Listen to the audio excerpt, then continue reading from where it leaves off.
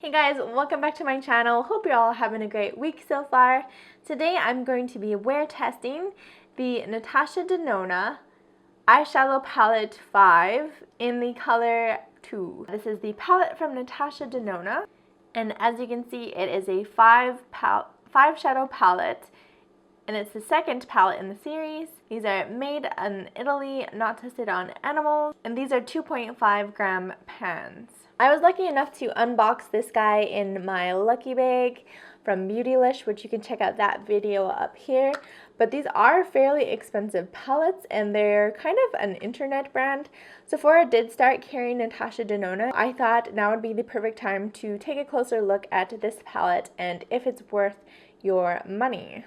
So again, here are the shadows, and the two on each end are metallics, and the one in the middle is a velvet color. So we have number 22, maroon, 87, light coral, shell, lavender gray, and rosewood. They all have a very sort of a cool, warm feeling. Like, it's not 100% cool. There is some like warmth to it, but it's not like a super warm palette. Like lavender gray, that kind of tells you the vibe. I would say it shifts, at least in my eyes, more purple than it does like brown or neutral. Here's a look at my finger swatches. They're very shiny. The velvet finish does seem to be the most matte. It maybe has a tiny bit of sheen. Now I'm going to take this little Tarte brush and do a quick brush swatch of all the colors.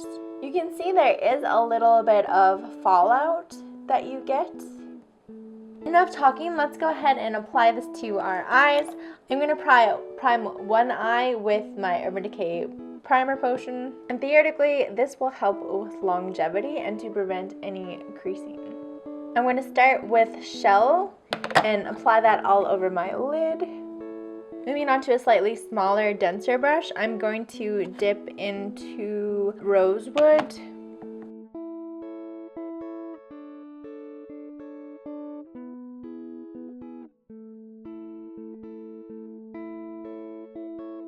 I'll take Lavender Gray to apply that to the inner corner.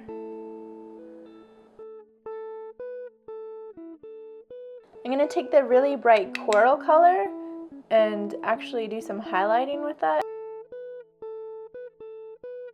And I'm also going to press it onto the middle of my lid just with my finger, and then again blend that out. And I'm going to pick up the maroon color and just apply that at the very outer edge of my eye.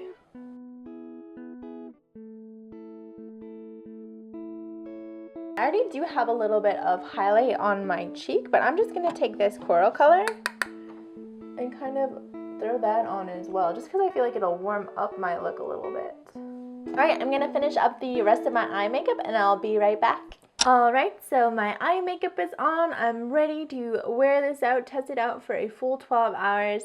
Initial application thoughts, like I have tried this out a couple times before, and my main thing is that they just get really, the colors are all so similar except for the velvet color and the coral color, that I have a hard time kind of keeping them separated. The purple and the rosewood color, even though they look different in the pan, once you have them out, and especially if you're applying them with a brush, they do kind of disappear and into each other really easily, so that you don't get a great color separation. I am able to build up a little bit of shape with them, but because they're metallic, I'm not as confident as I would be if they were matte shades to really build up the definition. But I guess the main test to consider is, will these last all day? So like I said, I have one primed side, one unprimed side. I didn't really notice a difference in application there. And now I'm just going to go about the rest of my day, and I'll check back at the end of the night. Let's go.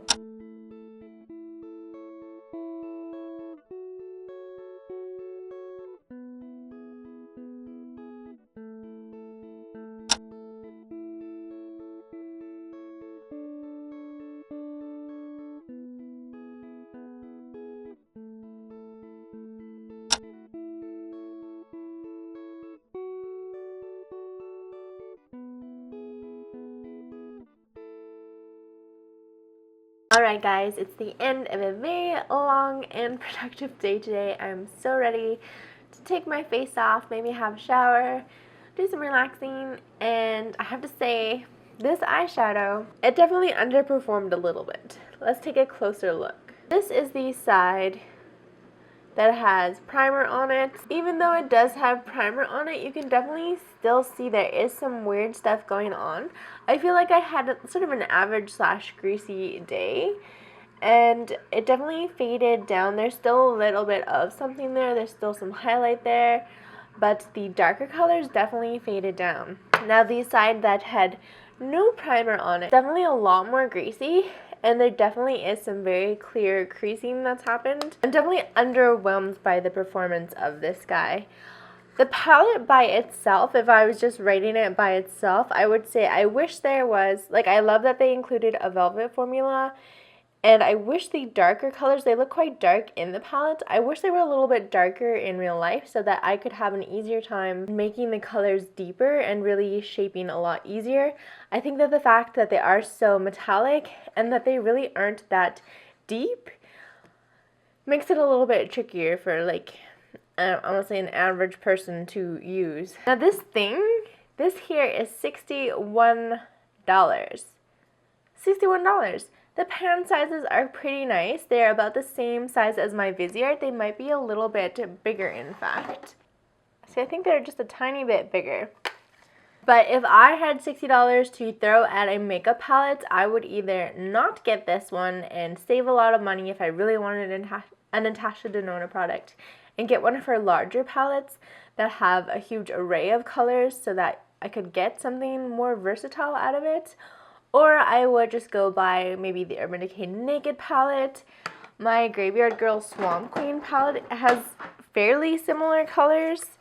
It's got the purples, and it's got a matte purple. I think they're better formulas. I oftentimes don't use a primer when I'm using my Graveyard Girl palettes, and I have no issues with creasing even after a very long day. So overall, I'm just incredibly underwhelmed, and I honestly don't know if I'll even hang on to this one, or if I will kind of de-stash it sometime in the future. The coral color is really beautiful, and I think it made a gorgeous highlight, and the middle shade is fine. It's just the other three colors that are just super underwhelming, and the fact that they are so similar in the palette, I don't know. I'm just not a huge fan. I don't know, it just seems really expensive for what you get, and from what I've experienced with this one single palette, I would not be interested in trying out any other eyeshadows from her, which sucks, but I'd probably save a lot of money that way. Anyway guys, let me know if you've had any experience or any luck with the Natasha Denona palettes.